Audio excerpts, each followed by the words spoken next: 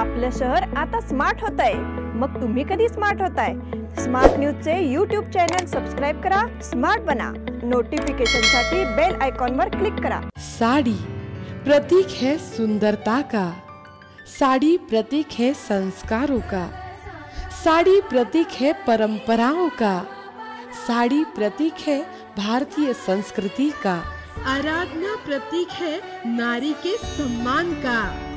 खूबसूरत साड़ियों का भव्य शोरूम, डिजाइनर बनारसी शालू, डिजाइनर सादिया, pure Italian, pure chiffon, supernet Paithani, Kanjeevaram, designer print साड़ियाँ, साड़ी जो पहने हर नारी। आराधना साड़ीज एंड रेडीमेड्स, मारुति गली, बेलगाम। नमस्कार, मी अंकिता पवार। स्मार्ट न्यूजच्या आजच्या बुलेटिन मध्ये आपलं स्वागत। आजच्या ठळक घडामोडी। वडगाव येथे रोवण्यात आलेले खांब शेतकऱ्यांनी उखडून टाकले। अखेर पूरग्रस्त तालुक्यांच्या यादीत बेळगावचा समावेश। मध्यवर्ती बस स्थानक परिसरात रहदारीची कोंडी। जनता कर्फ्यू पाळण्यासंदर्भात अनगोळ येथे बैठक। अनगोळ येथील 21 दिवसांच्या श्रीमूर्तीचे विसर्जन। लॉकडाऊन काळात कॅरम बोर्ड, शटल बॅडमिंटनची मागणी वाढली। चंदगड तालुक्यात जनता कर्फ्यूची कार्यवाही सुरू। राष्ट्रीय अधिवेशनात उठला पत्रकारांचा आवाज। आणि आता सविस्तर बातम्या। 2 दिवसांपूर्वी वडगाव यरमाळ रोड शहापूर शिवार हद्दीत रस्त्याच्या कडेला खांब रोवण्यात आले होते। या संदर्भात स्मार्ट न्यूजने प्रकाश झोत टाकल्यानंतर शेतकऱ्यांमध्ये जागृती झाली। त्यांनी या संदर्भात नगर रचना अधिकाऱ्यांना जाब विचारला, तसेच खांबही उखडून टाकले।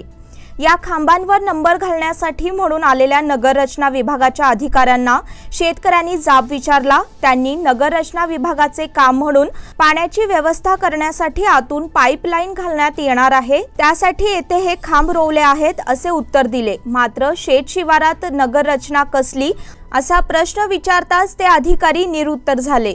अशा प्रकारे शेतकऱ्यांना अंधारात ठेवून कोणतेही बेकायदेशीर कृत्य कराल तर शेतकरी तुम्हाला चांगलीच अद्दल घडवल्याशिवाय गप्प बसणार नाहीत असा इशारा देण्यात आला। त्यानंतर ते रोवलेले दोन्ही दगड कुदळीने उखडून टाकण्यात आले। शेतकरी महिला सविता बिर्जे, कमला खन्नुकर, शोभा बिर्जे व इतर सर्व शेतात जाणाऱ्या महिलांनी आपला रोष व्यक्त केला। या समयी शेतकऱ्यांनी कर्नाटक राज्य रयत संघटनेचा विजय असो अशा घोषणांनी परिसर दणाणून सोडल्यावर परिसरातील सर्व शेतकरी एकत्र जमून संबंधित खाते व सरकारचा कडाडून निषेध करण्यात आला। अखेर पूरग्रस्त तालुक्यांच्या यादीत बेळगावचा समावेश। बेळगाव जिल्ह्यातील भरलेल्या पूर परिस्थितीची पाहणी करण्यासाठी केंद्र सरकारच्या पथकाने नुकताच जिल्ह्यातील काही गावांना भेट दिली, परंतु बेळगाव तालुक्यातील गावांचे सर्वेक्षण करण्यात आले नव्हते। त्यामुळे शेतकऱ्यांमधून नाराजी उमटली होती।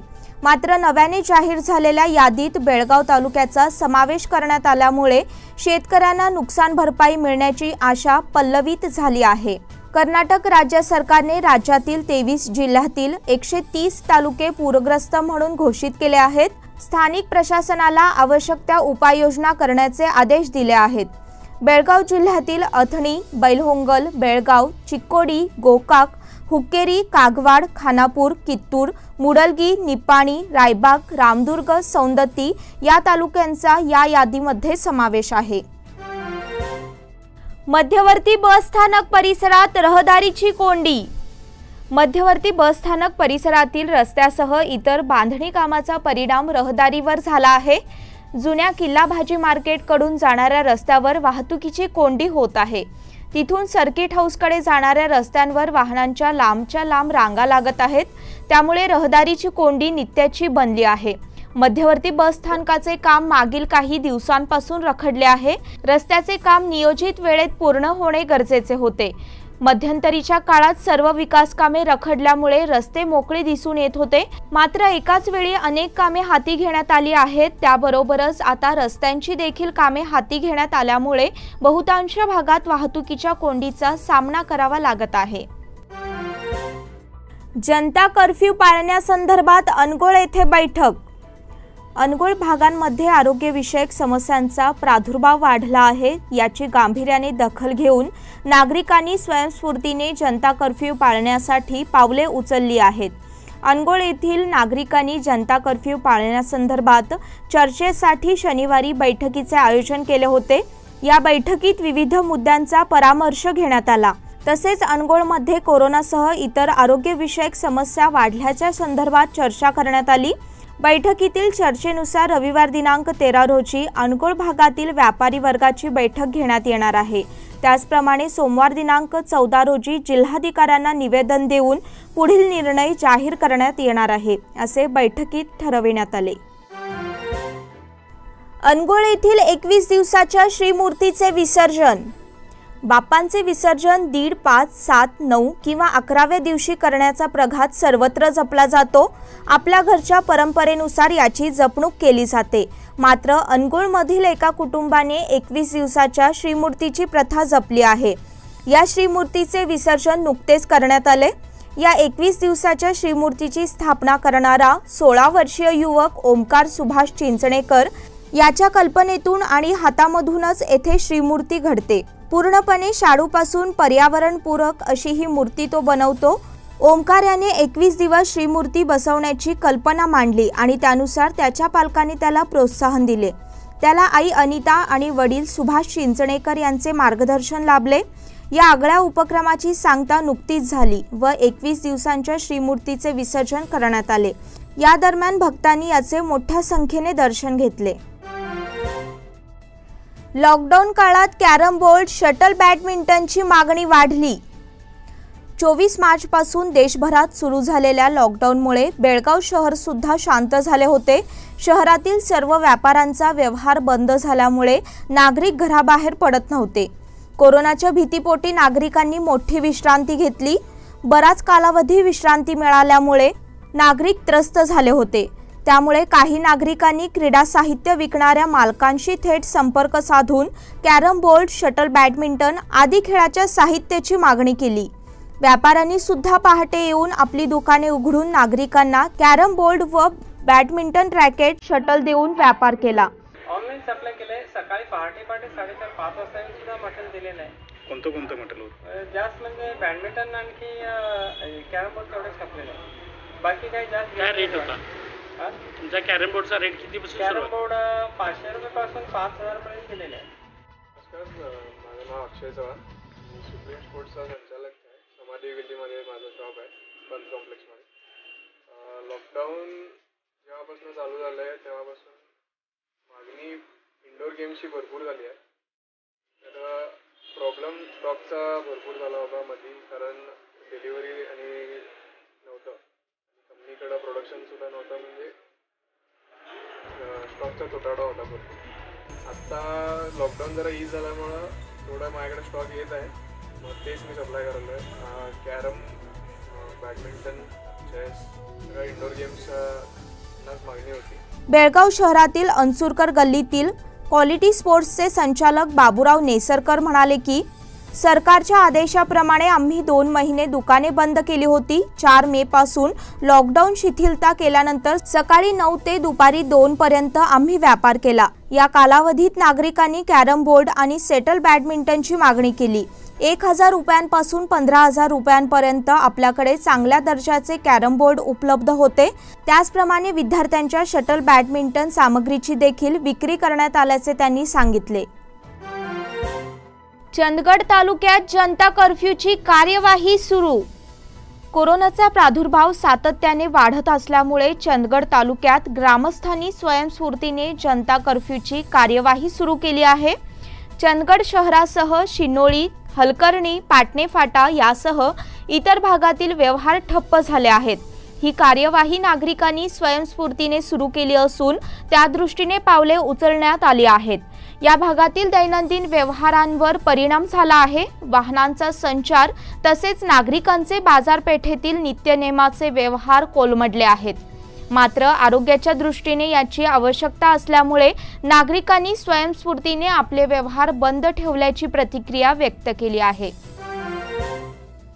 राष्ट्रीय अधिवेशनात उठला पत्रकारांचा आवाज। नॅशनल युनियन ऑफ जर्नलिस्ट या संस्थेतर्फे नवी दिल्ली येथे राष्ट्रीय अधिवेशन ऑनलाईन पद्धतीने भरवण्यात आले होते। या अधिवेशनात पत्रकारांसमोरील असणाऱ्या समस्यांच्या विरोधात जोरदार आवाज उठवण्यात आला। माध्यम संस्थांमधील टाळेबंदी, वेतन कपात, बनावट खटल्यांमध्ये अटक, छळ, पत्रकार संरक्षण कायदा तयार करणे आणि मीडिया काउन्सिल स्थापन करण्याच्या मागणीसाठी देशभर आंदोलन करणार असा ठराव या अधिवेशनात करण्यात आला। नॅशनल फेडरेशन ऑफ जर्नलिस्टचे सरचिटणीस अँथनी बेलेंगर यांनी यावेळी मार्गदर्शन केले। त्यांनी सांगितले की पत्रकारांच्या हितासाठी आणि कल्याणासाठी व्यापक काम करण्याची गरज आहे। पत्रकारांच्या हिताचे रक्षण करण्यासाठी नॅशनल युनियन ऑफ जर्नलिस्ट इंडियाने केलेल्या सर्व प्रयत्नांना समर्थन देत आहे। संघटनेच्या महाराष्ट्र राज्य अध्यक्षा शीतल करदेकर यांच्या मार्गदर्शनानुसार विविध विभागातील मराठी पत्रकारांनी यात भाग घेतला होता। या बुलेटिन मधील पुढील बातम्या छोट्याशा विश्रांतीनंतर। एपटेक एविएशन एकेडमी बेलगाम। यहाँ हमने 13 सालों में न सिर्फ 2000 से अधिक स्टूडेंट्स को ट्रेन किया है, बल्कि 90% को बेस्ट प्लेसमेंट्स भी दी है। हम साथ कई ऐसे जॉब रेडी कोर्सेज भी ऑफर कर रहे हैं जो ग्लैमरस होने के साथ काफी प्रॉमिसिंग भी है। आज कई टॉप हायरिंग कंपनीज की नजर हमारे स्टूडेंट्स पे है, और वो इसलिए है जहां कई कोर्सेज सिर्फ स्किल्स सिखाते हैं। हम 6 एज एडवांटेज से लाइफ स्किल्स सिखाते हैं जो उन्हें इन कोर्सेज के साथ लाइफ टाइम करियर के लिए तैयार करते हैं। अगर आप तैयार हैं इंडस्ट्री रेलेवेंट स्किल्स के लिए, हम तैयार हैं आपका फ्यूचर बदलने के लिए। एपटेक एविएशन एकेडमी बेलगाम।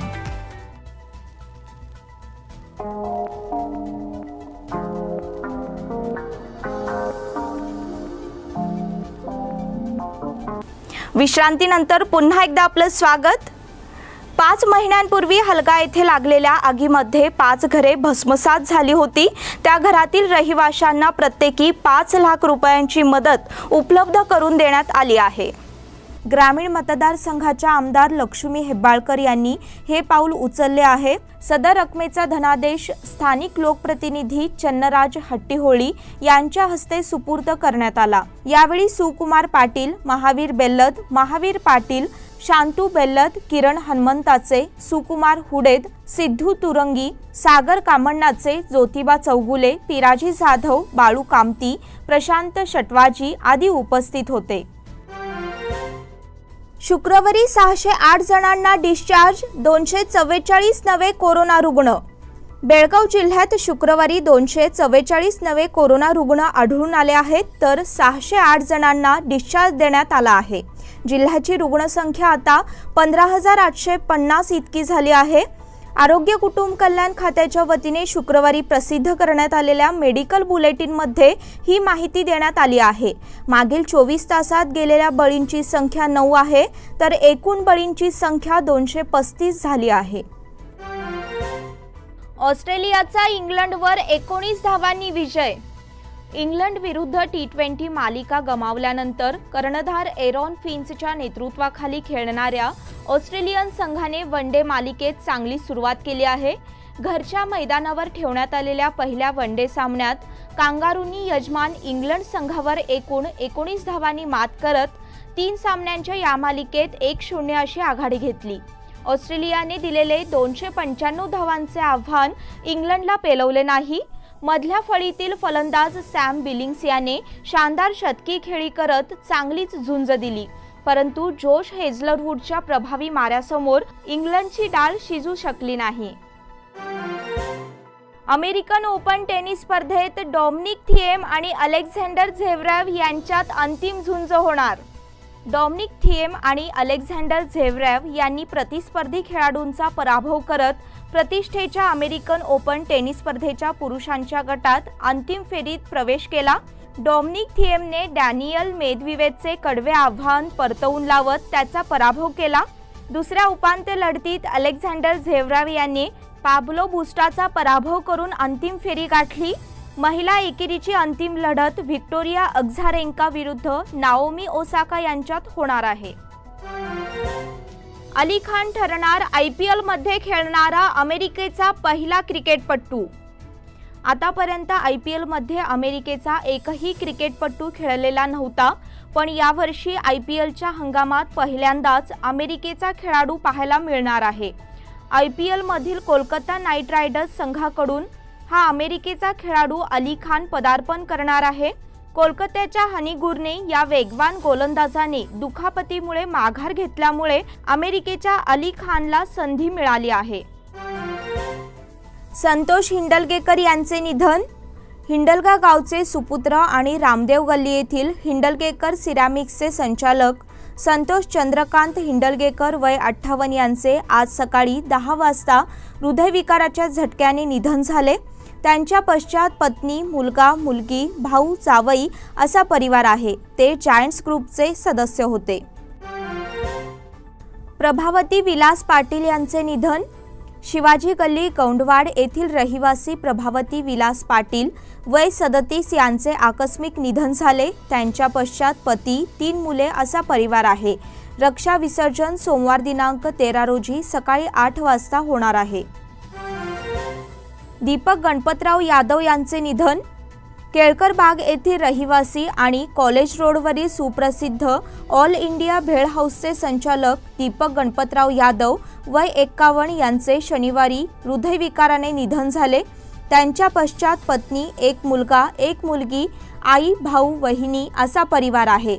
जुन्या काळातील सुप्रसिद्ध खाद्यपदार्थ व्यावसायिक कैलासवासी गणपतराव यादव यांचे ते ज्येष्ठ चिरंजीव होत. रामचंद्र सोनाप्पा चिखलकर यांचे निधन. दुसरा क्रॉस महाद्वार रोड येथील रहिवासी रामचंद्र सोनाप्पा चिखलकर वय 60 यांचे 11 रोजी अल्पशः आजाराने निधन झाले. त्यांच्या पश्चात पत्नी, मुलगा, मुलगी, भाऊ, बहीण असा परिवार आहे. गुरुपाद दानप्पा गुडेर यांचे निधन. मूळचे मजगुप्पी तालुका गोकाक आणि सध्या 4था क्रॉस महाद्वार रोड येथील रहिवासी गुरुपाद दानप्पा गुडेर वय 86 यांचे दिनांक 10 रोजी वृद्धापकाळाने निधन झाले. त्यांच्या पश्चात पत्नी, मुले, सुना व नातवंडे असा परिवार आहे. ते महाराष्ट्र सरकारच्या सेवेतून निवृत्त झालेले अभियंता होते. नंदकुमार काळू गिंदे यांचे निधन. गांधीनगर येथील रहिवासी नंदकुमार काळू गिंदे वय 60 यांचे दिनांक 11 रोजी अल्पशा आजाराने निधन झाले. त्यांच्या पश्चात पत्नी, 1 मुलगा, 1 मुलगी असा परिवार आहे. ते जुने गांधीनगर येथील शिवराज मोटर्स बॉडी बिल्डिंग गॅरेजचे मालक होते. संजय भैरू गुंजीकर यांचे निधन. खानापूर तालुक्यातील रहिवासी आणि पारिशवाड क्रॉस भागाजवळील सामाजिक कार्यकर्ते संजय भैरू गुंजीकर वय 46 यांचे दिनांक 12 रोजी हृदयविकाराच्या तीव्र धक्क्याने निधन झाले. त्यांच्या पश्चात आई, वडील, पत्नी, 2 मुले आणि 2 भाऊ असा परिवार आहे. याबरोबरच आजचे बुलेटिन इथेच संपले. धन्यवाद.